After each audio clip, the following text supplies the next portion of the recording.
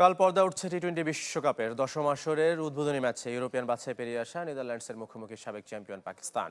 টুর্নামেন্টে Bharat match boycott করায় এই গ্রুপে ম্যান ইন গ্রিনদের জন্য সব ম্যাচই ডু অর ডাই।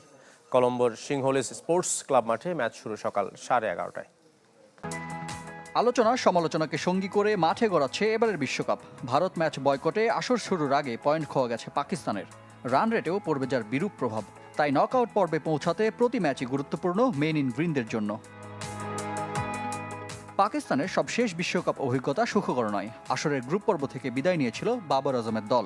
এরপর মেন ইন গ্রিনদের অধিনায়কত্বে এসেছে একাধিক পরিবর্তন।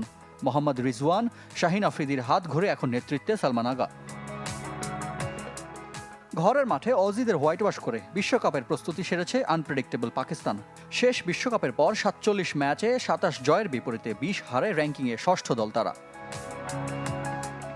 একাদশে বাবর আজম, শাহিন আফ্রিদিরা থাকলেও ব্যাটে বলে পাকিস্তানের ভরসার নাম সাইম আইয়ুব।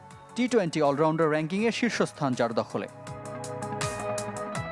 নিজেদের সপ্তম বিশ্বকাপ মিশনে নেদারল্যান্ডস। ক্রিকেটের সংক্ষিপ্ত ফরম্যাটে যে কোনো প্রতিপক্ষের বিপক্ষে চ্যালেঞ্জ ছুড়ে দিতে পারে ডাচরা। ২০২৪ বিশ্বকাপের পর ১৭ ম্যাচে ১০ জয়ের পাশে ৭ হার।